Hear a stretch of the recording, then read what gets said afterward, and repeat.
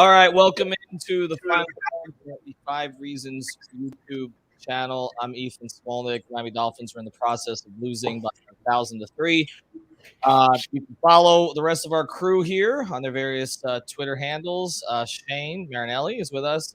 Kai Chisholm here as well, and Manny Chang. Others will be joining us as we go. We are sponsored by our friends over at Prize Picks. Use the code 5FIVE. Get your bonus doubled. Need something to do for the rest of the week. Obviously, since the Dolphins game next Sunday doesn't seem like it's going to have a whole lot of meaning against the Patriots. Code word is 5. Yes, that's right. Not the other one. Thank you.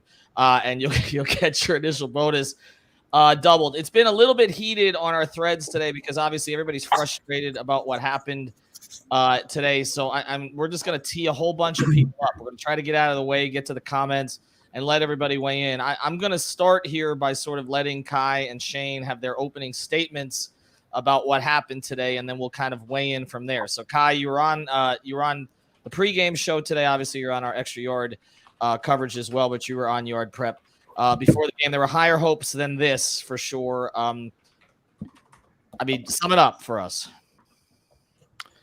I don't even know if I can speak because Shane said something outlandish before we started, and I don't even know if I can make an opening statement. I think just letting Shane talk is a better idea.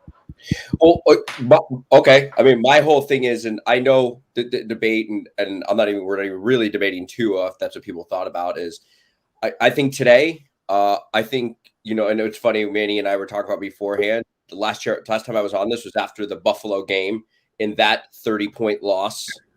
Okay. And now it's another game, a big game on the road, one that truly matters, the one that distinguishes you as a coach, as a franchise. We've been here as Dolphin fans, and they laid an absolute completely egg. Flores had laps run around him by Vrabel. We can talk O-line, this and that, but Flores was out-coached. And what he's been entirety so far is he is not right. Like at this point, I don't see what he brings to us. I don't think the 7-game winning streak has much meaning in the end. It's another mediocre Dolphin season with a just absolute plane crash ending. And that's what he is at this point. And we're not hanging a banner because we beat a bunch of teams, as Dave Eversole just tweeted, that combined for 33 and 52. Kai, you want to go, or are you going to let Hussam go first? This is the first time I've heard Shane talk since last year, and he only comes around when bad things happen. But I'll let Hussam talk. I tried, but I'll let Hussam go. Hussam said he's tired, so before he goes to sleep, I got like 5 minutes. Hussam, you jump in. Go ahead. Hussam, go ahead. Overworked by Jeff Bezos these last 2 months, so I'm finally joining a post-game show. So I apologize if I sound tired, but look, this is who the Dolphins are. They've always been like this. They always lay an egg in these games that they need to win, must win games that they need to get into the playoffs. Happened in 2017? They've lost to Geno Smith and Tyrod Taylor's in back-to-back seasons as well when they were trying to make the playoffs with Ryan Tannehill. It's the Dolphins' MO. Now, Tua was bad. Yeah, he was bad.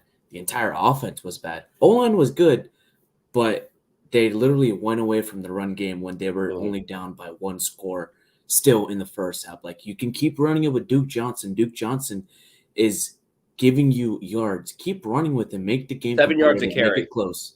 Take time off the clock and try to score. But, it ultimately wasn't enough. All right, I'm gonna counter here slightly before I go to Kai. I understand completely the idea about being frustrated about previous Dolphin seasons ending like this, and also that the 7-game winning streak was not against great teams. But I do think a little nuance is required here. I don't think we anticipated that they would be in this spot, and I think what was showed again today was that this team has certain limitations that still need to be addressed, and I don't think we can get away from the fact that. Look, I've been among the biggest Tua supporters out there publicly. I felt a lot of the criticism was unfair. And you said it, Hussam. He was bad today. You're not going to win a road game against a quality opponent in a meaningful spot with your quarterback playing to that level. The other things have been there the whole year. The offensive line not being good. Obviously, the run defense today was much worse than it's been the past 7 weeks, but that's a better run offense than they have faced. But Kai, I'll tee you up on this. I mean, it seems like you're taking a little bit more of a positive approach about what they've accomplished to this stretch. But what do you take out of today? I mean, I just, in general, like I said before we started, and I continue to say it, I think it is quite ridiculous for one to be upset with how the Dolphins went 1-7 and proceeded to win 7 straight games. I don't care what anyone says. And the fact is, pretty much here, none of us have played in the NFL. And people who have said it time and time again. It doesn't matter who the teams are and who you're playing. Winning 7 games in the NFL in a row is difficult. Winning a game in the NFL is difficult. The Jacksonville Jaguars beat the Buffalo Bills and just got beat by 40 points by the New England Patriots. And the Buffalo Bills are supposed to be one of the top teams in the AFC. It literally, you had a 7-game winning streak. If the Chargers win and you get knocked out of the playoffs today, look, it is what it is. It's unfortunate. You had games you should have won earlier on in the season. But to sit here and then now say, like, fire Flores, Tua has to go, this and this, that's ridiculous. That's talking out of your ass. No, like, no, it's not. This isn't Tua. This is back-to-back years. It's a trend with Flores at this point. He loses big games. Like, it's a trend. Again, he calls a great defense. Let's just talk about, even in the winning streak, he still used his challenges poorly. The fumble today, should have challenged that. I mean, just letting Jesse Davis be your right tackle, your offensive coordinator situation, it just keeps building with Flores. Yes, they won some games. He calls a great defense. They got on a nice little streak, but it's not like other coaches haven't done anything. Are we going to hang a banner for Adam Gase because Ajay got on a run? Like, it doesn't make Shane. Let me throw him a good Shane, coach. You sound insane. Shane, let me just accept mediocrity, and that's what you're accepting. Like, Shane, let me throw this back at you, okay? Because again, there obviously are things that Flores needs to clean up. I don't like a lot of the in-game stuff. I don't like the multiple offensive coordinators. I just, again, I think what we saw today was not. I wouldn't look at today and say this was the coach. I just wouldn't. I mean, I don't think this was his best game, but I think we saw a ton of flaws on this team. I mean, that I think also from a personnel standpoint need to be addressed. The offensive line is still not good enough. They still don't have enough receivers that they can count on. We talk about Duke Johnson, 7 yards early in the game. Yes, I'm with you. He was running the ball better than other guys that they've had, but they don't have a reliable running game. We know that. They haven't had one the entire year. They've had a couple of games where they've popped, and that's about it. I just think that they are not good enough yet at this stage to overcome poor play from the quarterback, which is what they got today, and I think we've got to acknowledge that. Okay, and the occasional mistakes from and the mistakes that were made again from the coaching staff, but also from others in the team. I just don't think they're there yet. I think, to your point, Shane, what is correct is that every time over the past 20 years, but it's different personnel, it's different people running it. Every time we have a measuring stick game for this team, they don't measure up. Okay. But that's not just Flores. That's every coach. So what are we, I mean, you're going to replace the coach now at this point and bring in somebody. I don't think that's the number one issue on this team, as much as I think there are things he needs to improve. Shane, hold on. Shane, hold on. I know that Hussam needs to leave right now, so please say your last comment for you.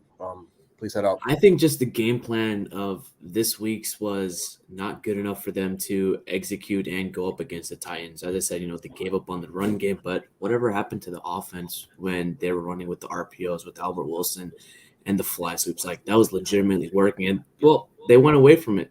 Other than that, the game plan was just not good enough for them to win. All right.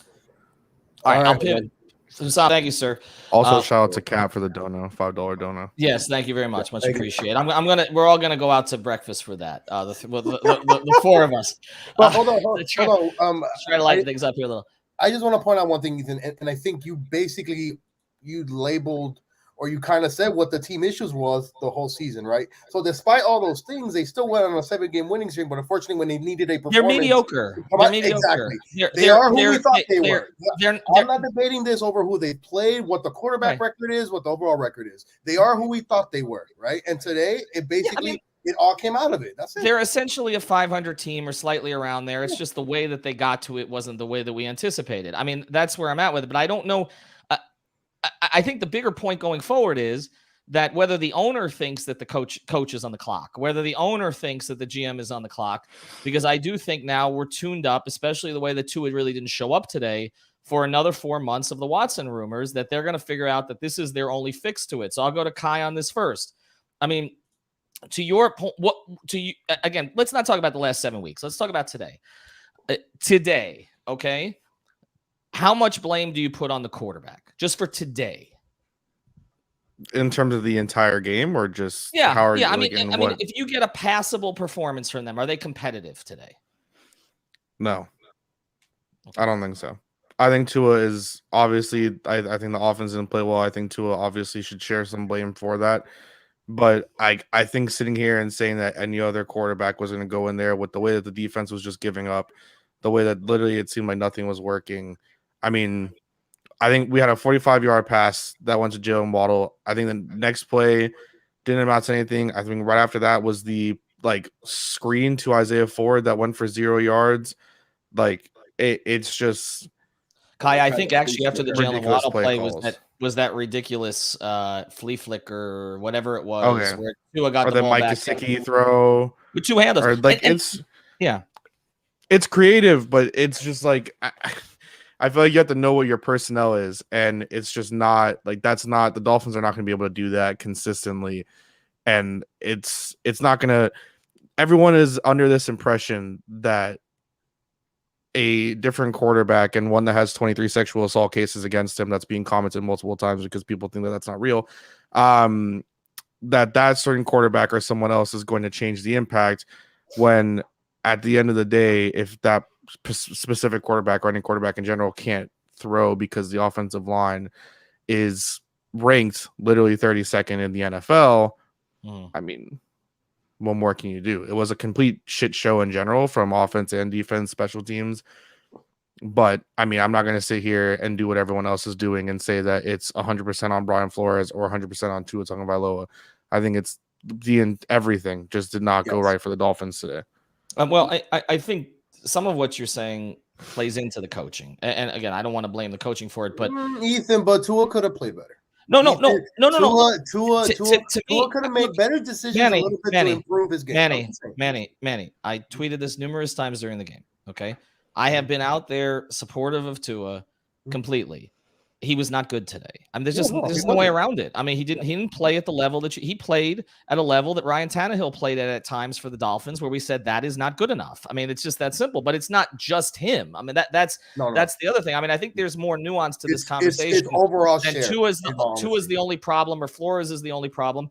They are mediocre, but they ended up kind of about where we expected, which is they're a 500 team at this stage of the season that has room to grow in all areas. I mean, the fact is they couldn't get the ball to Waddle with the exception of that one play. Devontae Parker does not get separation. We knew that, okay, although he did get screwed on the PI call. But, I mean... I have a question for this comment. What's that? Once you're done, sorry. I was just saying, yeah. All right, I'll jump back to you in a second. We're cataloging these, and keep the comments coming. We appreciate them. But Shane, to the point, I mean, when we talk about coaching, that's one of my frustrations. But I think part of this is the coach doesn't trust the quarterback, and I think we see this over and over again. We saw it, like we mentioned, he makes the best throw of the day, right? The best throw of the day to Jalen Waddle is a perfect throw. Okay, perfect throw. You can't throw the ball any better than that. They pick up 45 yards. And instead of letting him drop back on the next play, whether because he doesn't trust Tua or he doesn't trust the line, it's probably a little bit of both.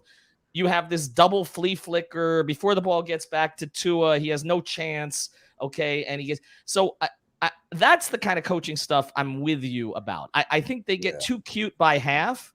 I don't know if they're trying to coach around things or if they're just trying to show off, but one way or the other, that stuff doesn't seem to work. Or again, heading into the 2-minute warning before halftime, they had another sequence just like last week where they just let 35 seconds just melt instead of trying to get another playoff, right? Like how many times do you see a good quarter, like a good team right before that 2-minute warning, they're driving, they hit one play for at least 8 yards and then go into the 2-minute warning. Okay, now you got a 2nd and 2. But it's like they coach scared sometimes, and then they try and trick it up.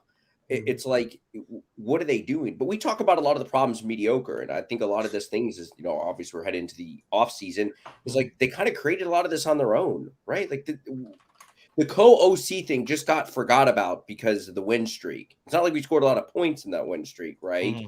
The offensive line. You only scored 13 points last week against a defense Jesse where Davis has been your right tackle for 16 weeks. Like, that's on them. This is year 3. This isn't the first year. All right, well, Shane, let me ask you this question, because I'm gonna challenge both of you guys on this stuff, because I don't believe they can fix it. But I come down in the middle on some of this. I will say this, okay?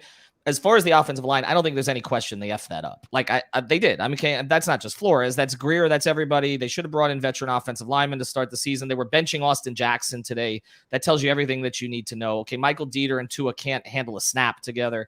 It's just. Now, Ethan, may I ask you this question? Yep. Are they doing the same thing now to Tua because of coddling him and running all these things for him and just saying, "Hey, we don't trust you to go down the field on a." Well, but that's. I watched Joe Burrow today. Let me finish swing the damn ball no matter what happened, right? And you want to see Tua be able to do that. It doesn't happen. But Manny, let me finish the thought, because this gets back to that. Okay, the offensive line, absolutely, they're all to blame for that, but we knew that. Like that's nothing new. But I do think we have to give them some credit where it's warranted. Okay, regardless of who they were playing against. To Kai's point, this played like an elite defense for 7 weeks. It did. They don't have a ton of holes on that defense. Like, you don't look at the 11 guys that they play or the additional guys that they put in, regardless of the fact that they missed on Noah or whatever, and say, wow, they really need to upgrade at that spot or at that spot. They have good ends. They had good defensive tackles, or they don't play particularly well today. Jerome Baker was player of the month. Xavier Howard's pretty damn good. Javon Holland looks like a star. I mean, like, there aren't that many spots on this defense. Nick Needham's a good player, like that you have. So they did something right. Yeah, offensively, they can't seem to get this thing right. Okay, we just did Dave Wannstedt with Zach Thomas and Jason Taylor and all that. I mean, I'm watching. I've seen this before. I know. I covered it. I know. I get it. I know. I understand it. But I'm saying you do have to give them some credit for that, for getting themselves to be competitive. I think to Manny's point is they don't trust even the stuff you're talking about at the end of the half. They let seconds run off because they don't really have any urgency, because it doesn't seem, again, like they trust this quarterback or this offense or this offensive line to be able to actually move the ball down the field. And again, Jesse Davis is just a complete disaster at this point, but we knew that too. Kai, what was the comment you wanted to respond to? I mean, well, it was a little farther back, but we do have a donation from John Mole, and he said, so we either trust Flores or we don't. He doesn't think Tua is the guy that should matter. Thank you, John Mole, for the $4.99. Don't know. I mean, like, there were a couple of things, like, and I just want to date back a little bit, just because I think we're half being prisoners of the moment and half not understanding what has happened in the past. Okay, this one. So thank you, Manny. I appreciate that. So someone also commented about Houston's record this year. Houston, and though I disagree with the statement that Deshaun Watson and Davis Mills should be compared in the record and everything like that, I also don't think QB wins is a stat. They're comparable in wins from last year to this season almost. So it's just like, what do you really want to put into that? Secondly, against the Jaguars in London, Dolphins went up 20-17 after a touchdown from Jalen Waddle. The Jaguars went on to score 2 straight 50-yard field goals from a kicker who had never kicked in the NFL and had never made a 50-yard field goal before.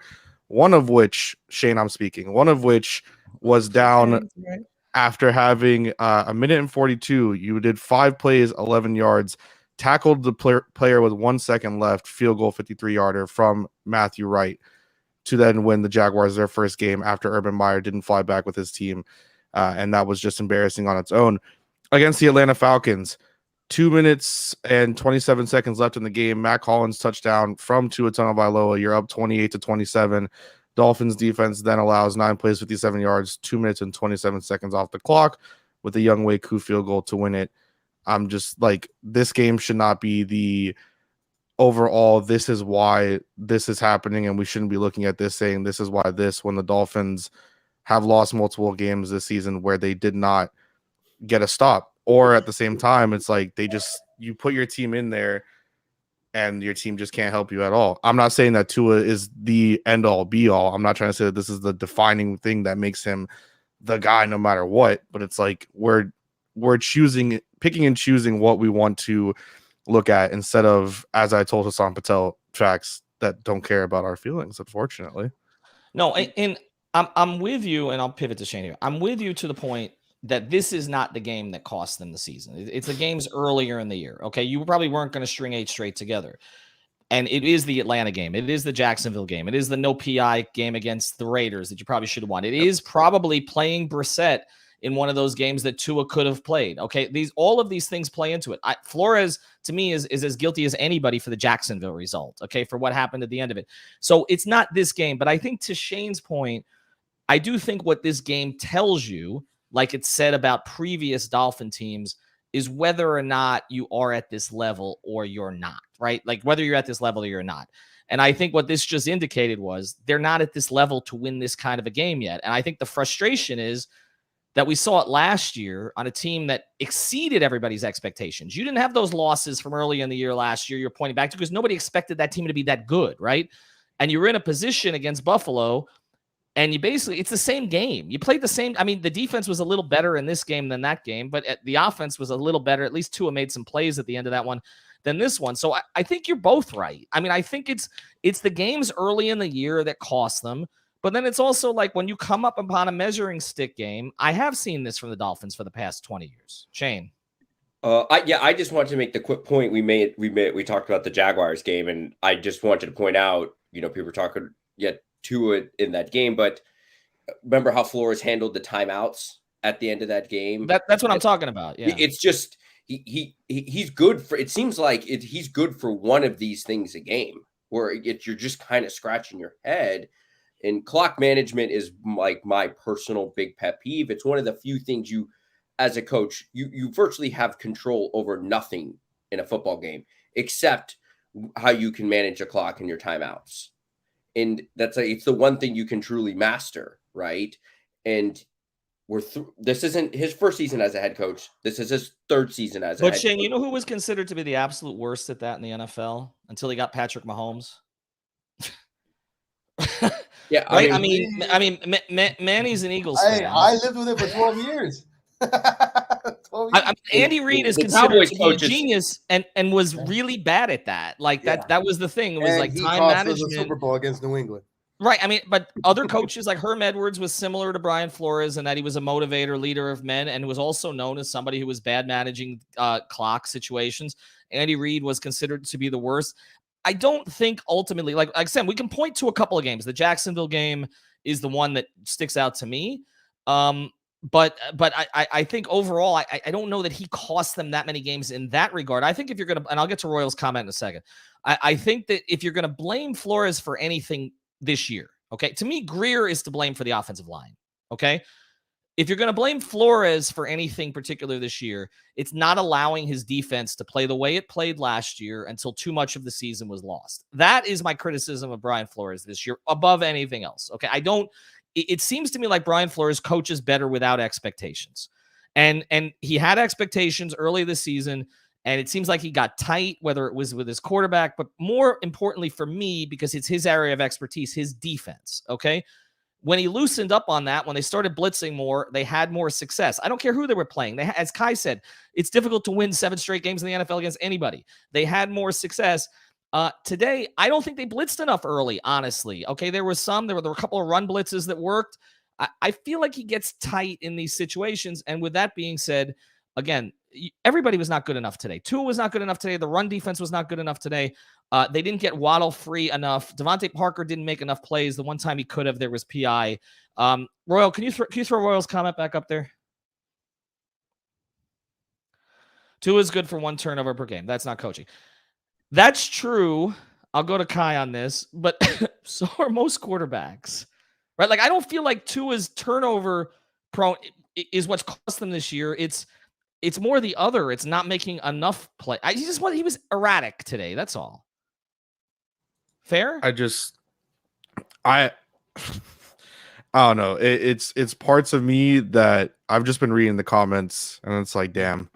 I saw someone tweet out that they forgot how insane and miserable Dolphins fans were after losing, and this is just how it is. It's like we have this consistently all the time, no matter what, after a loss, and it's just like officially nothing is out of the question yet. After starting 1-7, you have the chance to at least finish 9-8 next week at home against the Patriots. Like, hang a banner, man. Like, I understand the hang frustration. a banner. We've been doing this. I understand the frustration because you did the same thing last year where you came in at the end of the year and started talking because they were losing. But there is a point. This isn't just me there's about a last point. year. This is 20 There's years a of smoke point. organization. There's a point. You're doing the same defense as last year. It's the same defense, man. We've seen this trend with so many staffs. Shane, let him finish. Let him finish. Episode before. Shane, let him finish. He's seen this before. So it's this constant, like, you cannot sit here and be so bent up and disappointed. And like, I get you can be, but the way that like this is being acted and how everyone is acting, it's like reminder that we were 1-7, reminder that the season was already lost. Like, realistically, did anyone realistically believe? Yeah. But I'm just saying, like, overall, you can't really be upset at Dolphin fans if they knew that maybe this was going to be. I think that there's winning streak's awesome, but you also got to be realistic in a way, right? And then in a way, you're for like, sure, right? So you can't blame them for getting into their feelings after this streak, right? But it's like it's the lack of being able to have any like actual sight or anything really. Like, it's like you're really this miserable, you're really this upset, you're really this irate at a result that was already years. I agree. I'm just saying, like, ask Ethan. Ask this man. The season was lost at 1-7. Kai's point. This team was not going to win 9 straight games and make the playoffs. I would have loved it. I was preaching for it to happen, but that was not going to happen. They weren't winning 9 straight games and making the playoffs. As much as we all wanted it to be, as much as it looked like maybe there was a chance for it to happen, it was not going to happen. Like, so Kai, let me ask this question. Let me throw it back at you because I'm with you. Everybody's in the heat of this thing. There's frustration. It's 20 years of build-up frustration. Nobody's remembering the last 7 weeks. And even during the last 7 weeks, everybody was saying, well, it's going to crash and burn anyway. Okay, or a lot of people were saying that. For part of it is just, as you said, just the odds. Okay, winning 8 straight, 9 straight in the NFL just doesn't happen. Okay, what the Dolphins did this year does not happen. You don't lose 7 straight and win 7 straight. Okay, there was one Jim Fassel team. There was one Marty Schottenheimer team, I think, that started 0-5 and finished 8-8 in Washington. But this stuff just does not typically happen. But I don't think, you're going to find a perspective here really at any point. I don't think it's even after this game that there's not going to be perspective. I think if this team finishes, let's say they beat New England next week, right? Let's just say, okay? Let's say they beat New England. They finished 9-8. They're above 500, all right? They rallied back from 1-7 to make something of their season. I still don't think Dolphin fans are going to feel good about it because I think they're just going to look at, again, missed opportunities, blame the coach, blame the quarterback, blame Chris Greer. Like, I just don't think we're ever going to get to that space. I understand what you're saying. I do think there should be some perspective.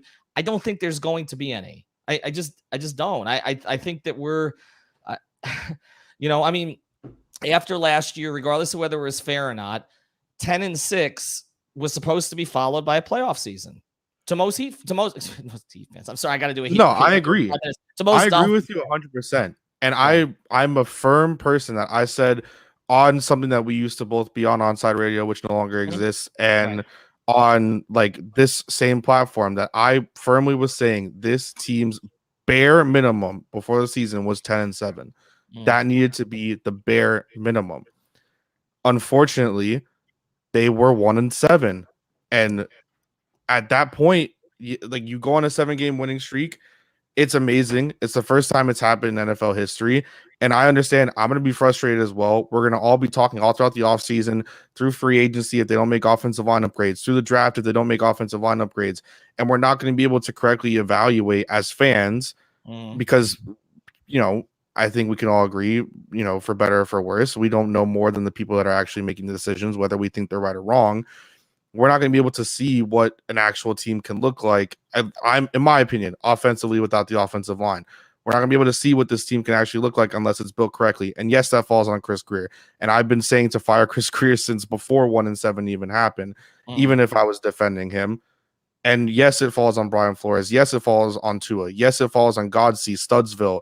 It falls on everybody. But to say, oh, this is only a Tua problem is ridiculous. To say it's only a Brian Flores problem is just flat out ridiculous. It does not make any sense. It's being in the moment and wanting to be irate, being in the moment and wanting to not think correctly by saying that person A, B, C, or D is the sole reason why this team lost this game. And mind you, I know it's not the easiest way in the world. Until the Chargers Broncos game is over, the Dolphins mathematically are still not out of the playoffs. Do we all think that the Broncos with Drew Lock are going to beat the Chargers? Probably not. But it's just like nothing has officially ended yet. And we're all here having our brains melt like ice cream out in the Florida heat on a freaking July, 10th in the middle of the summer. I think though, Kai, there's been plenty of years, man, that it's always been either if the Dolphins went out, they're in, right? And it never happens that way, unfortunately. The Dolphins always end up losing. Completely agree. Right? So then now you're now worrying about other scores instead of if you would have won this game and then next week's game against New England would have been absolutely huge. Are you kidding me? But then again, the perspective of most fans saying it's the quarterback's fault, it's the coach's fault. I mean, listen, those are probably the most two important positions in this game. Not to say that it was Tua's fault or whatever at full capacity, but in overall, everybody has a blame today, right? It wasn't just the defense, it wasn't just the offense, but still, this Dolphin fandom. I was born and raised here. I didn't grow up a Dolphins fan, but I know the passion that you guys have, right? But at least for the elderly Dolphin fans that lived through the 80s and the 90s, like they saw winning football.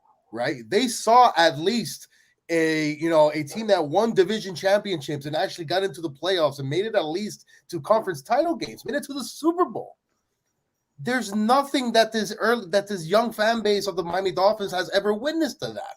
All they know is you finish 8-8, maybe 10 and whatever, and you lose in the first round. That's it. That's all they've ever seen. So, I can't really blame them for feeling the way that they do. And then I look at a fan who's like Shane, who's my age, 33 or whatnot. You know what I mean? Like, I can't blame him either for feeling the way that he does. Now, do I say some whack shit when it comes to the Eagles, who's my favorite team? Absolutely. I was bashing the rookie head coach, Nick Sirianni. The man was making comparisons to a fucking seed that it grows out and the football team gathers around it. Bro, we're about to be fucking playoff bound. And are you kidding me with Jalen Hurts? It's like those are things that me as a fan, like I can't blame the reaction for Dolphins fans the way that they're feeling. But if you're one of those that says, "Oh, we should have drafted Herbert," again, I think that's not fair, right?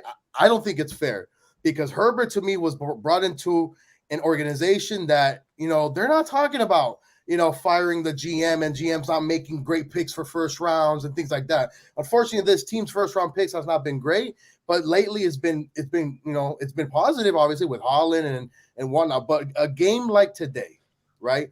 We were so impressed with what Waddle did last week. He's been the most consistent player, and we thought that Gesicki was on the way of becoming a true elite tight end that Tua can actually have now, right? I got Waddle here, I got Gesicki here. We think we have a running game. Let's keep it going. None of those things came to fruition today. So I blame this on the coaching staff throughout the week during practice. I want to know what you did the moment you came back from New Orleans. What was your game plan? Why did you do it this way? Okay, because there's no next week. There's no the week after that, right? Now you got to sit here and you got to watch Denver and the Chargers. And if the Chargers win, do you know what this fan base is going to be saying? We drafted the wrong quarterback. And that sucks for Tua, man. That's not his fault, but it is what it is. Shane, do you have anything to what Kai said or I said or anything like that? Yeah, I think the thing is, and there's not even an element of, and we all knew this game was going to be tough. And you know what? If we would have went out there and the Titans would have grinded one out and, maybe won on a field goal or a late touchdown and they look competent, maybe you just kind of take your medicine and say, hey, yeah, 7 games in the NFL, that's tough. But they laid the egg, as we talked about. And I think the biggest thing is you say, come on here with that. It's like, we're in this place again year. I think Easton said, hey, the playoffs were expectations this year. And now they're going to fall short in a kind of dramatic way with a lot of bad losses, as we've talked about. And give me something. And, we got months and months to talk about this. It's the Dolphins off season, which is the prime time of year for us fans. I don't have much faith in that Flores is gonna be able to fix this. I don't see it. Like I said, maybe as the scarred Dolphin fan, like I've seen this movie before. I've seen enough. Like I've said, I've been making the Wannstedt comparison for 18 months. So then, Shane, let me ask you this: nothing positive that Coach Flores has done as his tenure as a Dolphins head coach makes you kind of say, you know what? Let me give him the benefit of the doubt one more season. Well, he does some things well. Okay, there's no doubt about that. And Ethan, but go ahead and take over. I can find 32 most head coaches do something well. What we've seen in these big games is like, okay, maybe some, not all though, but what we've seen in these big games is like, does he have enough to do well to build a team to hire coaches? Now you start getting to the point, I see in the Discord chat with Simon and all them, and this is maybe a tad bit more of an issue sometimes in college football. What top level OC is okay, Flores is on the hot seat going into next season. That's not even a debate, right? So what special teams coordinator, O-line coach? But Shane, when you're complaining about the team, though, aren't you complaining more about the way it's constructed in the head coach? I feel like, and Kai has alluded to this, that he was in the fire Chris Greer camp for a while. But we've done that. No more fire GM and keep the head coach. But they haven't done that. No, I get it, but they've also. But Shane, the reality is Fast and Furious 9 here. Shane, the reality is they've done everything. They've done everything. They've done. Never. When's the last time they did the full? The full clean out. Okay, Parcells came in with Sperano in Ireland at first, right? Okay, and then they were replaced for. I'm going back now. They were replaced for Philbin, correct? I mean, they have done the half and half thing a lot. Yes, I've complained about that. Okay, Jesus that goes back 20. That goes back 20 years. I think it comes down to this. Okay, they're not good enough yet. Like I just don't think they're not good enough. Now we can make an argument whether Flores is the reason they're not good enough. Like I said, there are criticisms I have of him, but I also think you got to look at the other side of this. I'll make a Heat analogy here. Okay, 2016, 2017. The Miami Heat started 11-30. They finished 30-11. Eric Spoelstra got all the credit for the turnaround, and because he's Eric Spoelstra, nobody mentioned the fact that they started 11-30. Right? I'm as big a Spo stan as anybody else, but you can't not give Flores any credit for keeping the team together and the turnaround and everything like that, and just focus on the way that they started this year. Or you couldn't do that when Eric Spoelstra did that in 16-17. I'm just saying we got to be consistent. Spoelstra had rings that buys that credit. Come on, well, he also you're forcing me to go against Spo now, which is completely against my nature. But he also had Braun. I mean, I'm with you. Okay, I am the biggest Spoelstra stan on the planet, but even so, I've got to be somewhat realistic when it comes to that. I think we've got to give Flores some credit for keeping them together, while I still think it's reasonable to criticize him for the way that they started, and I'm going to focus more so on the way that the defense didn't live up to expectations in the first half of the season, and I think some of that was on him. And then you mentioned the Jacksonville game. I think all of that is fair. I also think he has sent complete mixed messages when it comes to his quarterback. I don't think he has been as supportive as you need to be of a quarterback, whether it's the way the plays are called, whether it's yanking him out on third down for Jacoby Brissett, which he did again today, which actually almost led to one of the few big plays of the game. I think that he has made significant mistakes, but I don't think that flipping Brian Flores out is necessarily the solution here. I just don't. I think I would look at Chris Greer first. I would look at Chris Greer. He can't assess offensive linemen. You have to hire a GM and be like, I think there was a commenter just made this comment. Yeah. You have to hire a GM and be like, we're not going to force a head coach on you. You can't. It's just no. I think you're right about that. I think you're right about that. I think if you hire a new GM, you allow him to assess Brian Flores, and maybe Brian Flores gets a year to prove it right to the GM. If the GM prove he's the guy, if the GM feels that he can be competent in that regard, I'm with you. I have argued all those points before. You and I are not divergent on that. I just don't know necessarily that you can look at this season, particularly this game today, and say Brian Flores is the major issue with this team. That's where you and I did. I'm with you on the rest of it. I can't get there. That's where I'm at with it. I don't know what I missed. I'm sorry. Shane, who would you hire as your general manager? You want to fire Chris Greer? Who are you hiring? I don't know. The GMs. If you have no succession plan, then Well, would you hire in-house? Would you have no succession plan? Would you hire? Did you say you fire for Chris Grier? Because I mean, we could make the argument that there's less roster issues. You know, Grier might have saved his job with his first 3 picks this season, right? Like, there was some talk of that in the run, right? They were good, yeah. So, I mean, yeah, maybe the O-line has really just been his absolute blind spot. Man, if Eichenberger and Austin Jackson were average, we might be championing Chris Grier, right? But I also like the best point, and I think Chris Kaufman's made this point. You're saying that we like mediocrity? Are you seeing what Lewis wants? Lewis wants Marvin Lewis, a glorified talk show, and a dude who couldn't win in Cincinnati. How do you let the right? I mean, let's and it fair or not fair. GM's jobs are decided by quarterback, and if Ross, obviously, you know, all the tea leaves were there about that. If he is in on Watson or Rodgers or whatever, I'm not even getting tall. Or Wilson, you're going to let the GM who missed on a top 5 pick quarterback get a chance to make up his mistake, like that is Shane, wait. I have a question. I have a quick question. I'm so sorry. Shane, let me ask you a question. In the second year of Josh Allen's career, did you think that he was a bust?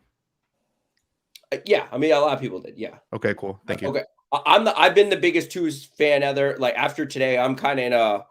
Like, I was up until, but aren't we all? See, that's why we can't say that this is a miss yet. To a jersey Josh Allen was the laughing stock of the NFL as a quarterback pick in the Buffalo Bills for 2 straight years. Going into his 3rd season, no one understood why he was really the quarterback. Happens, though. I mean, they hired a man that all UM fans know very well to be the offense quarterback coach for him. And now all of a sudden, Josh Allen is vaulted as one of the best quarterbacks in the NFL, even though he's also had a piss-poor year. Does it look like our coaching staff has faith in Tua as much as some of the fans do? It does not. It's not the question. We're not asking. No. You're going far right off of the question that I asked. All right, can I get in one more thing, because I've got my daughter making TikTok videos, and I've got a Heat pregame show. I got to host here in a second. Well, it's actually YouTube Shorts, but it's the same thing. All right, but let me get in one thing here. I think the point here, and that's kind of what I was trying to get at, because I understand a lot of what both of you guys have been saying. I think the point is that there's a lot more nuance with all of this, in the sense of. Like, even if you look at Chris Grier's record, right? If you want to look at 2021, it looks like he found potentially 3 stars, okay, in 2021.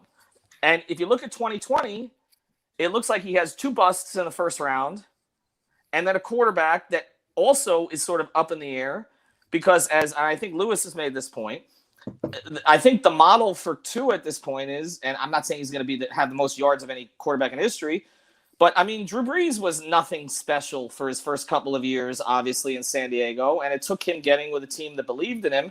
They drafted his replacement in San Diego before he ended up going to a place that again, believed in him and he could thrive. So I don't know that we can decide on Tua in this situation. That was the comment there from Lewis, and I agree with it.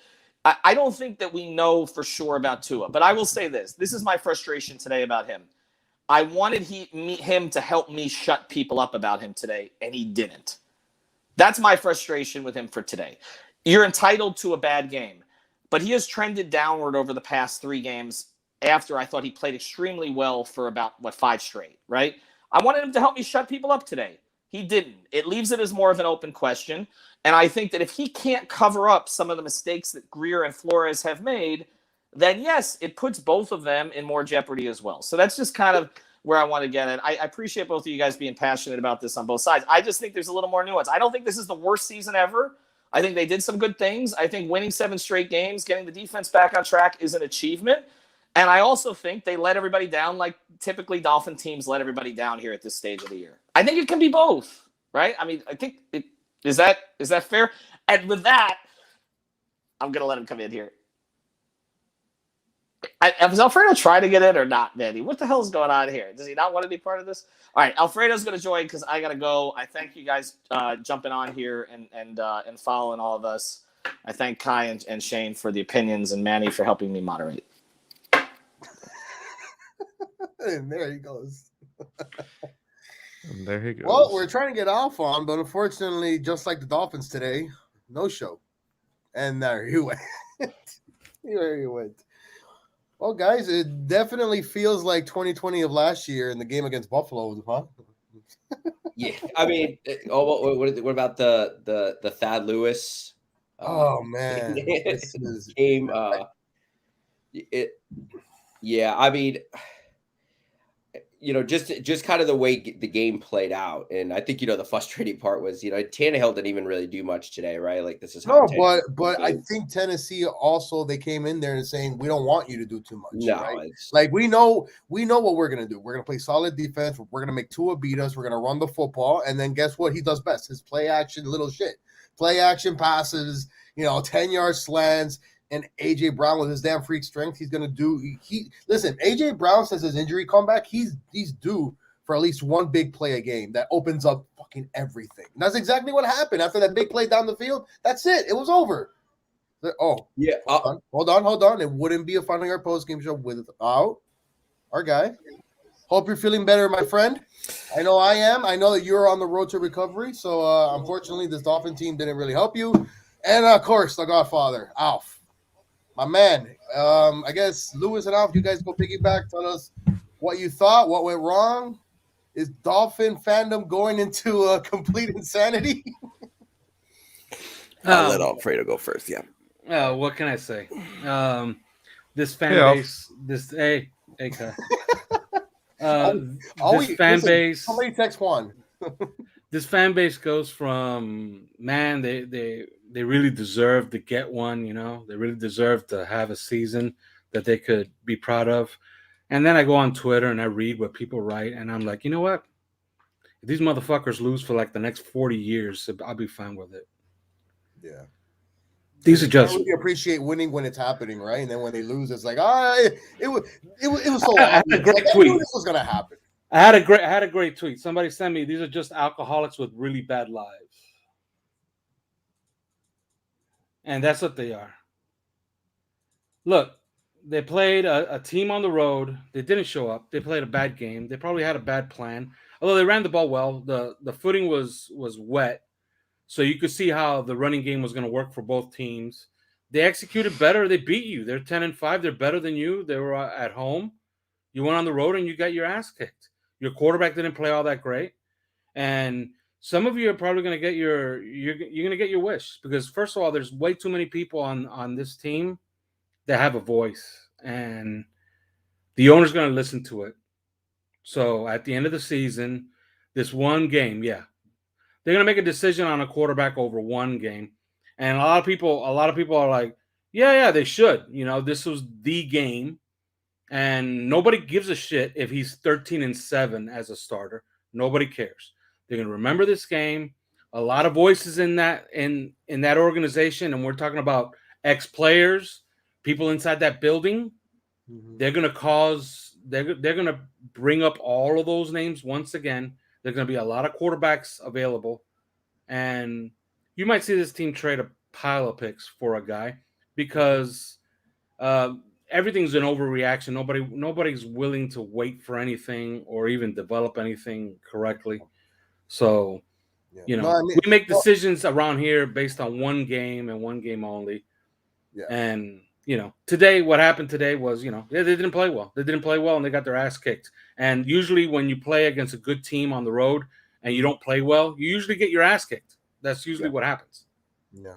And I think, though, what doesn't really help is when they go watch a guy like Joe Burrow go out there and do what he's done in back-to-back weeks or 3 weeks or 4 weeks. And then, obviously, we know about the Herbert season. Listen, the Dolphins lost today because they lost as a team. That's my opinion. Yeah, that's what I saw. Your opinion's right. Could the quarterback played better? Absolutely. Could he made better decisions during the football? Absolutely. Tua was bad. Huh? Tua was bad. Let me break the news to you. He wasn't last touchdown. Yeah. Okay, let's say that the last touchdown was just bullshit, because it kind of was. Okay, because it was just everybody was quitting. If Tua plays his best game today, they lose by touchdown. Nobody mentions that though. If they lose, if Tua goes if off, Tua throws for 4 touchdowns today, and goes 25 out of 30, and they lose, nobody mentions nothing about Tua. The Dolphins lost. That's it. Nobody says, "Wow, did you see?" But he played poorly. He played poorly, and now everybody, and you can hear it. You can hear it on their own post-game show. Okay, not the one that the team runs, because that one, they're going to be, they're just going to be straight facts, and they're going to color everything up. But you can listen on CBS, the post-game show on CBS. You can hear it. It's dripping. Like all these people that, too many people have a voice on this team, and they're going to get their way. They're going to get their way. Trust me. Yeah. Like it's a fact. They're probably going to make a run at Aaron Rodgers, and if he says no, they're going to trade a pile of picks for Deshaun Watson. And I'm warning you. I'm telling you that the Texans don't want to trade him in the AFC. So you could see Deshaun Watson end up in Carolina. So you may see a complete clusterfuck of an offseason to start this coming offseason because they don't want him. They never did. And, everybody's too busy looking at Burrow. First of all, you had no shot at Burrow. The guy you had a shot at was Justin Herbert. And, he's 8-7. He has to win today to keep his team in the playoff line. If he loses today, he's just another loser with a pile of stats. Yeah. Alf, just one more for you, and then we'll bring in Lewis. We've seen now, unfortunately, in back-to-back years where when it comes to Coach Flores having to win this most important games on the road, yes, he won last week, but let's be honest here, right? Very, very short-handed football team, third, fourth-string quarterback. We saw last year against Buffalo, today, just What's your opinion on that overall with him? And, does something need to change? Does he personally have to go in there and just say, hey, you know what? When it comes to games like this, I can't just be the way that I've been. It's not getting me anywhere. Our football team is not responding to it, right? Like, what is it that he has to do? Yeah, they got to segment the team. And it's happened before. A lot of good teams segment their teams. The defending champions, the Buccaneers, they're completely segmented. Okay? You got Arians and Leftwich who run the offense, and really Leftwich runs the offense. Arians kind of takes care of the timeouts and time and possession. And then you have the defense that belongs to I keep forgetting his name, man. The Bowles. Yeah, the ex-Dolphins defensive coordinator. That team is completely segmented. That's how they run that team. A lot of teams are like that, okay? They're going to have to do the same. They're going to have to, because this coach, first of all, you have people on the sideline telling him you got to challenge that. And it was an important time in the game. Okay? That was a fumble. It was clearly a fumble, and the Dolphins recovered it right at midfield. You never know. I understand the final score, but the final score doesn't matter. It's at that moment in the game. You never know what could happen at that moment. Game changer. And they completely choked. They were just staring at each other. Nobody challenges anything. And then they run four or five more plays. And sure enough, nothing happened in the game except that they killed 4 more minutes off the clock.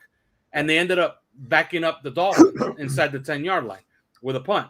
So they're going to have to completely segment the team if you're going to keep Flores. And there's no reason you shouldn't. If they win next week, that's back-to-back winning seasons. So, if they win next week, he could point to some accomplishments. But everybody's going to remember this. Everybody's going to remember the one game where you basically didn't show up. It seemed like you had a plan, and then your quarterback didn't execute, and then it just snowballed from there. Yeah. So, all right, Lewis, go ahead, my friend. The floor is yours. I mean, I don't really have much to say for obvious reasons. Just I didn't think I was going to come in at all. So it's almost Heat pregame show, right? Relax, Kai. Yeah. So 19-15. All I'm basically going to say is basically what I've been saying. This Miami Dolphins franchise is once again in a situation where you have to make a decision. Do you want to be patient or do you want to move on? And if what Alf is saying is correct and they want to move on, well, then understand something. That means that you very well could be a few seasons from now looking at Tua having an incredible career somewhere else. Because again, when you assume that the projection is Drew Brees, you have to understand what that implies. Drew Brees was not Drew Brees right away. Drew Brees took 6 seasons, and I keep saying it over and over again, and it seems like that part just keeps getting glossed over because people are saying, well, Drew Brees didn't throw passes at people's toes. No, I guess not. But Drew Brees had other issues because that's why the Chargers were not convinced that he was the guy, because if he weren't having other problems, then why did the Chargers move on from him? There must have been a reason. And so So now you have to understand, unless you're willing to wait for Tua, if you're not willing to wait, then you deal with the consequences later. Just go ahead and keep picking. Just if you really want to find success, do what Armando says. Every single year, I see him tweet at least once. Just keep picking first-round quarterbacks until you find that one guy who shows up on the field on day one and starts throwing 20 touchdowns in training camp. That's all there is to it. That's like that's like a really, really good plan, man. That's like, I'm gonna go out right now and buy a bunch of lottery tickets every single day until I become a millionaire. Well, that is, if this plan from Armando Salguero at that. Well, Armando Salguero is a fucking idiot, okay? And it's about time somebody fucking says it. A lot of these people that follow this team, that's part of the reason why this team sucks, okay? Like, they don't have media that actually holds them accountable. Like, we try, but But that's what people want. They want the quarterback that you don't have to wait. Like, if I fumbled the ball, like I was the one that I played like shit today. You know what I mean? I'm in my fucking backyard drinking, eating, and fucking smoking a cigar. All right, I could give a fuck if they win or lose. I'm more upset about Antonio Brown walking out on my fucking fantasy football championship game. That's another piece of shit, and that's how. And the by NFL, the way, Bruce NFL, Arians I'm glad that happened. No longer part of the team. By the way, I'm glad that happened. I'm glad that happened because that was Bruce Arians went out and he went out of his way to look like a complete fucking idiot last week when he said, "No, I didn't mean it when I said, it was one and done for Antonio Brown." So I'm glad it happened. And that's great. Brady vouches for that piece of shit, and I'm glad it happened that way. My only point my only point in saying it is that people are. Oh, by the way, hey Shane, I didn't see you there.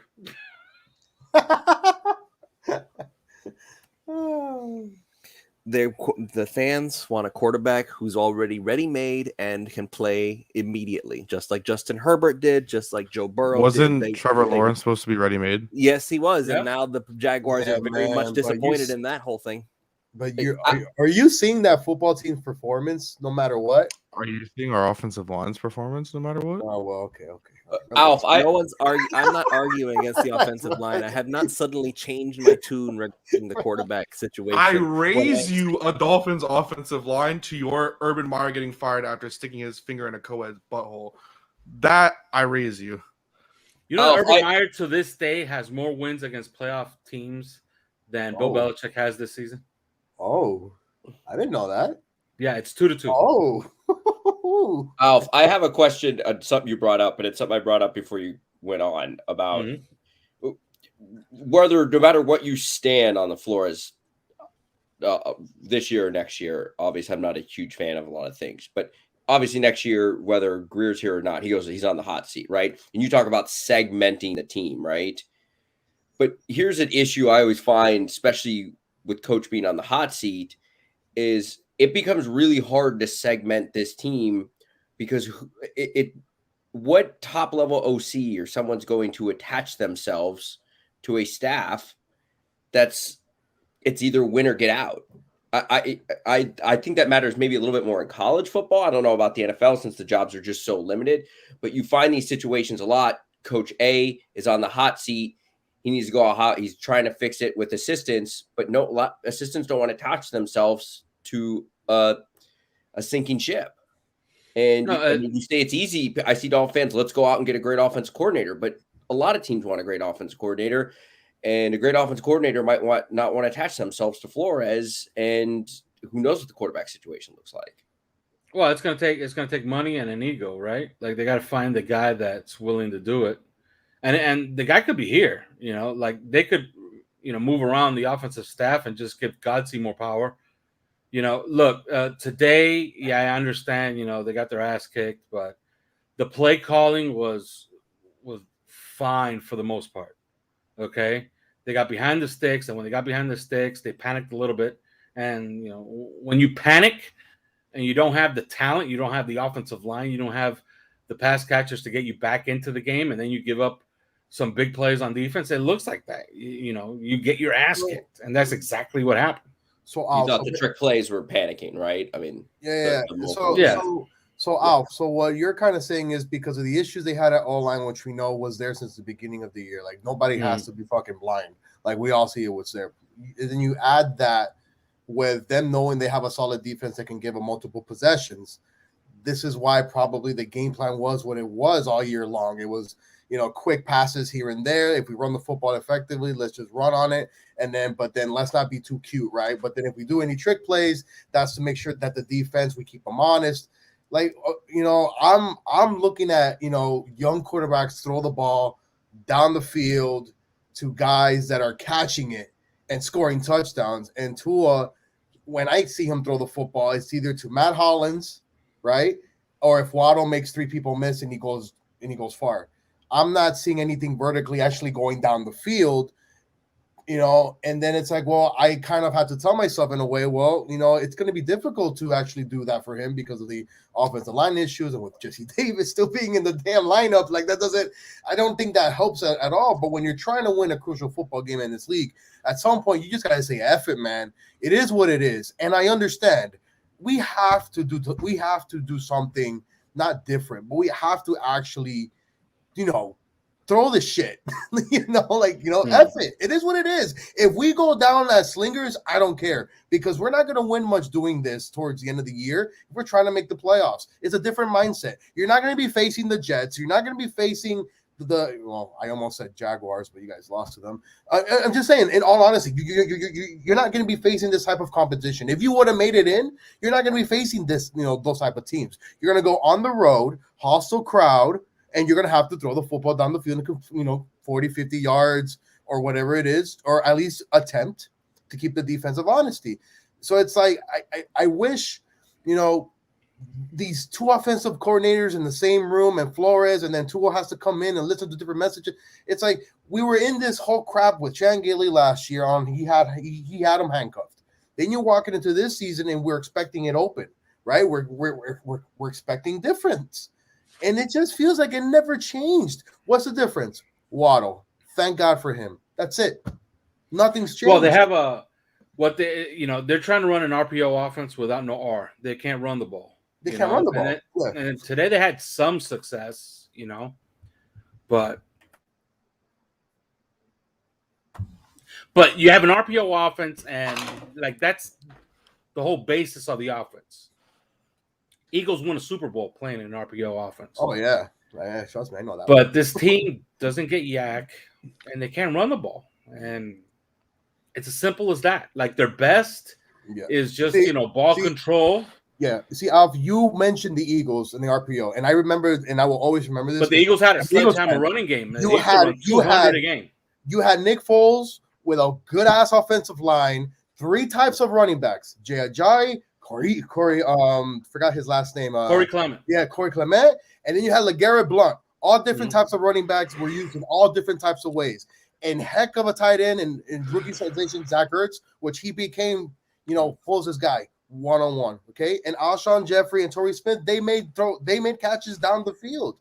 Like that makes a quarterback's job a lot much easier when you have an offensive line. You could run the ball with 3 different types of backs, and you got guys that can catch the football. Tua, granted, in both seasons that he's been on this football team, what positions can you probably say? And I'm not just saying one wide receiver, like because Waddle's Waddle, but man, like if just Parker just plays to his level. If damn freaking this wide receiver from Houston that signed the 1-year deal just actually wanted to damn play and be a little bit of that, right? Because he was supposed to be the guy in the slot going deep, catching passes to open everything up as well. He never showed up. Like, this offense, you're right. This RPO type of system was never going to work if you can't run the football. But it's self-inflicted. It's like, and I want to ask out this, it's been talked about. I know Greer gets a lot of blame. We talk about, you guys said on the podcast, this is just as an organization that prioritized the running back, right?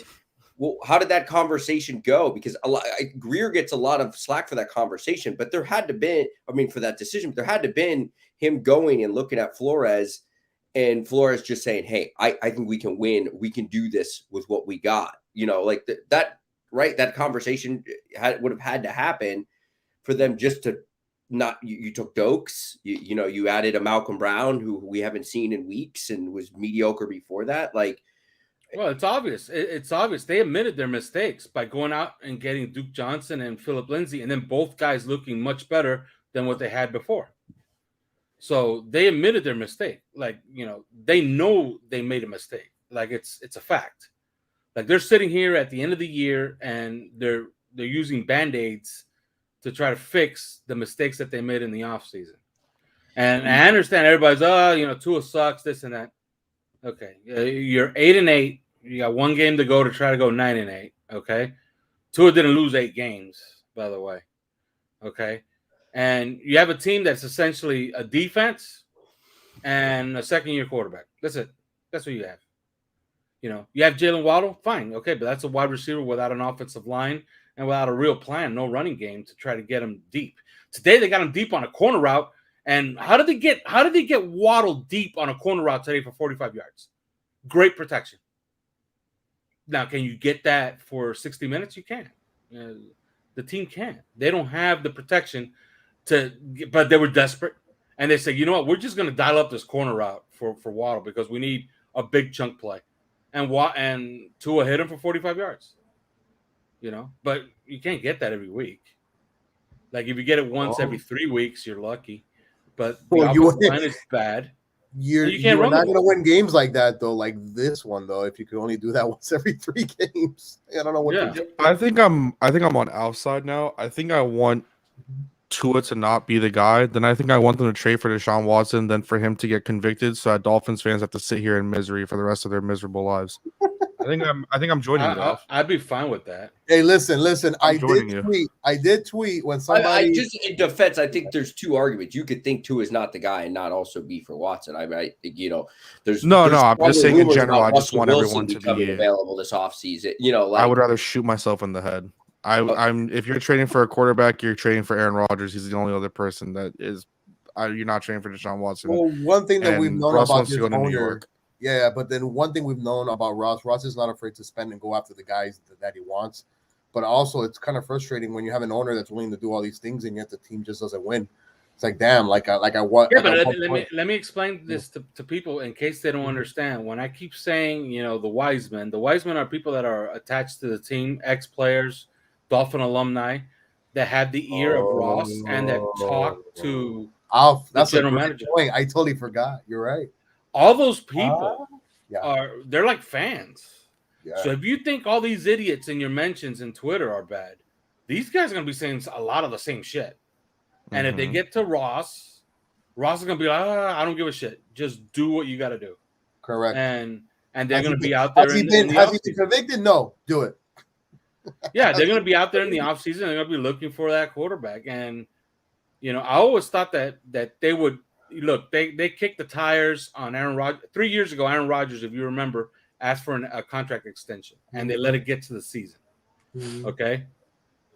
I was told and this was before Flores, I was told that the Dolphins made a call and that the Packers said, look, we're not interested. Like, we're not trading him for no matter how many first-round picks. So this is before Flores. They made a call. They're going to make calls. So this offseason, I think that they make a call to Aaron Rodgers first. There's what about the quarterback in the Pacific Northwest?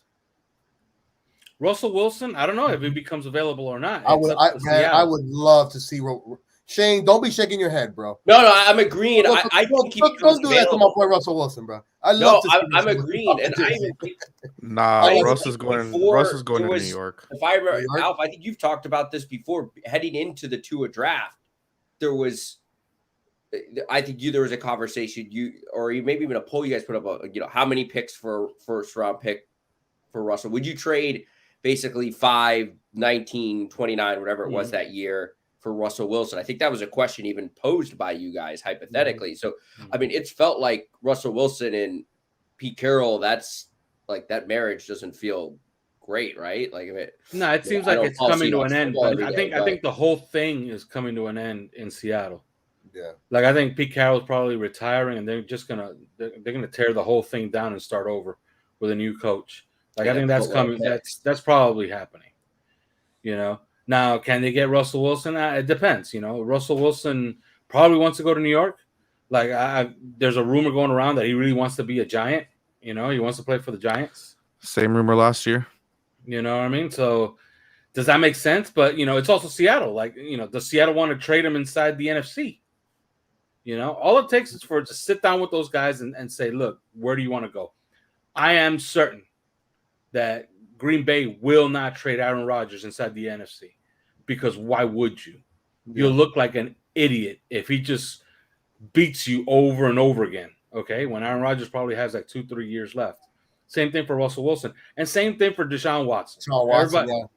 Everybody that keeps saying, oh, yeah, no, he has a no-trade clause. Yeah, no-trade clause means a no-trade clause. But guess what? He's also under contract. Right.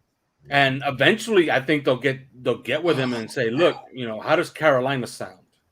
And I think that's probably where he ends up, there or the Eagles. I think is where Deshaun Watson. Man, listen, because those are the teams that are in playoff. The Eagles are in playoff contention, man. And Hurts is putting up numbers that hasn't been seen, right? Throwing and rushing.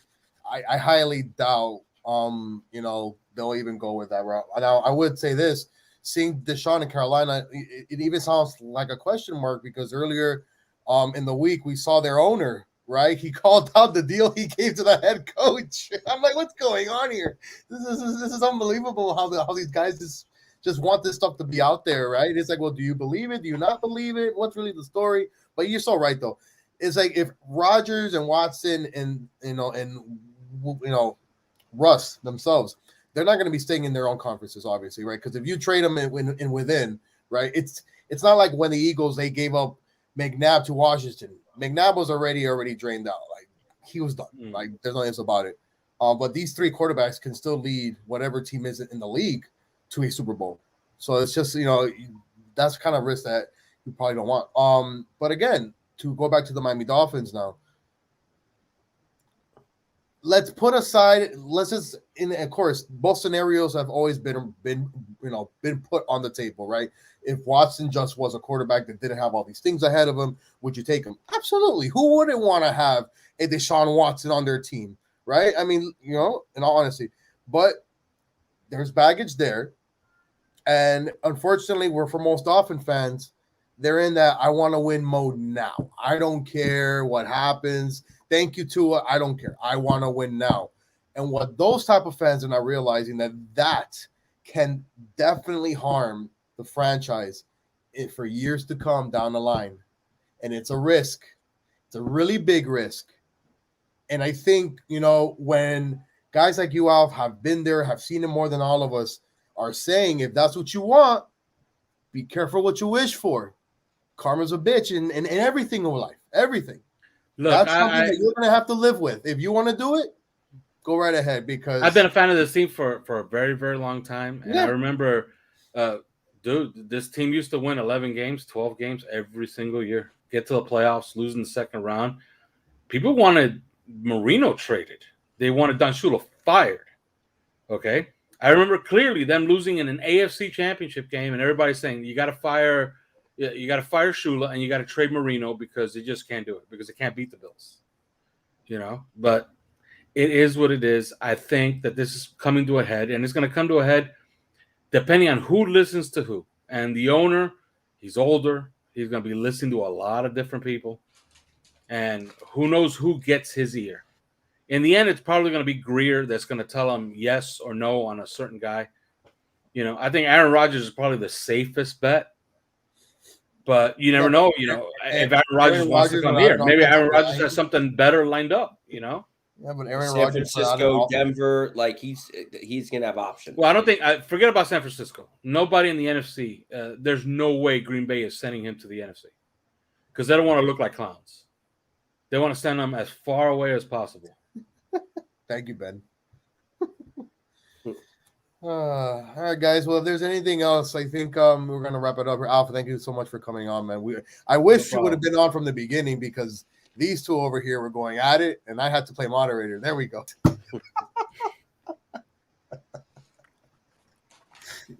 Oh boy! All right. Yeah. So, by the way, score in Los Angeles it's still 10-0 Chargers.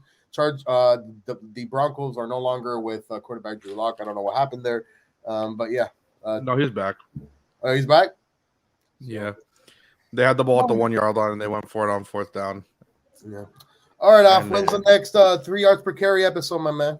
Probably tomorrow. Tomorrow. Oh, yeah. We will have you on though for Donald Daly. That's a fact. Mm-hmm. So be on the lookout for that, guys. Shane, anything you're working on, plugging in? How's FAU sports? I have no idea. I'm just asking. Just recruiting, man. It's gonna be hitting all the camps here. Yeah. By the way, the Florida Panthers are back, thankfully. Yeah, that's what we should be talking about. If you guys are just ending the tail end of this, make sure to go watch the Heat pregame as soon as we're done here. Tip off, it's at 6. They're in Sacramento, which I totally forgot that Sacramento was in California, right? So it's a 3-hour difference there. Kai, next show for you guys is when? Tuesday Tuesday night. Are we expected to see Justin Herbert Jr. on the show there on that particular night? What? I don't know what happened to your mic. I can hear you. Oh, can you hear me now? Yeah. Go ahead. Unfortunately, he will be there. So, all right. We'll see. Anything else you wanna say or anything? No, they got their ass kicked. They didn't play well enough, and that's it. I guess I could tell the people on Twitter, like, if you want to blame me for the loss, I guess, go ahead. But I will block your ass. Like, I don't give a shit if you live or die. You know what I've realized? I think the Twitter clearly off because of the comment you made this past week on the X-ray. Oh, yeah, that's right. I have a successful podcast. I make a good living. You think I need to fucking log on to Twitter so I could give you a little bit of analysis for free, by the way, because I don't charge anybody a fucking thing for my podcast, and I got to take abuse? Nah, fuck you. I just block you. Shout out to the German Amon-Ra St. Brown, just ran for a touchdown against the Seattle Seahawks. So just want to shout out my fellow German. Oh, I thought you had him on fantasy. By the way, how are you doing in your championship? Not bad. Not well, good. Antonio Brown walked off on my team, so it's just I knew I shouldn't have trusted his ass. I'm sorry, man, but if you lose because of Antonio Brown, then you shouldn't have won. Oh, by the way, I can't believe I didn't say this and I didn't bring it up. Ryan Tannehill ran his course here, okay, and especially at the end of his career, he was constantly injured. It was time to let go, but there was a time, okay, where certain Dolphin fans wouldn't even consider giving him a chance. And we're talking about year 5 when he was throwing 27 touchdowns and 11 picks. And you could kind of see, okay, if he got a running game, maybe he's something. In the end, I kind of am glad that he stuck it up their ass in this game. Okay. Just for those fans. I can see that. No, he's not doing a thing until Derrick Henry gets back. The difference is, though, Tennessee has given him an offensive line and running backs, and they really haven't asked him to be out there and throw for 300 yards a game. Mm-hmm.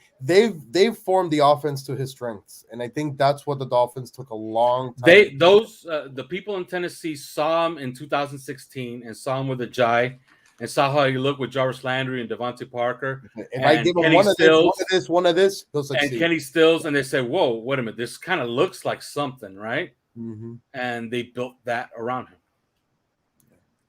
I'm still convinced if Ryan just had an offensive line and a running game, it could have been different. Shit, if Dan Marino had an offensive line and a running back, shit could have been different. I'm sorry to say, but it seems like the missing trend. All right, guys, that's going to wrap it up here from the Final Yard postgame show. We thank you so much for joining us. We still have one more next week. I think the Dolphins. Shout out Antonio Brown. Okay. By the way, Dolphins should not sign Antonio Brown. I've seen it on the comments. Like, why would the hell would you want that guy on this team? Like, hell, we're miserable. Just end it. We're miserable. No, apparently. Well, thank you. All right, for just hopefully. By the way, how's New England looking? Are they in or out yet? They're in. Okay, so they got what they needed. They won. Dolphins lost. Oh wait, Buffalo won though as well. So I think it's still. Yeah, you're right. I think it's still wait and see. I thought they needed the Raiders. I thought they needed the Raiders to win. Raiders won. Okay. So, no, it's the opposite. They needed the Raiders to lose. That'd be interesting. That'd be interesting if they're in or not. you know. Well, I mean, I Patriots think. are in. Yeah. By the way, the Chargers just scored another touchdown. So. Yeah, Chargers are going to win this game. Denver has too many injuries. That's another year coach just trying to spoil the Patriots. It's what we do. That's another coach that, to me, I could like Vic Fangio, man, like great defensive coordinator. We gotta wrap it up. We're just gonna start. All right. Thank you guys so much for joining us. Thank you for Kai, Alf, Shane, and our man Ethan, Sam Patel. Who else joined us? I have no idea what else joined us. Louis D-Song. Louis D-Song, thank you so much. We'll have another Finding Our Post Game show. Might be the last one of the year next week.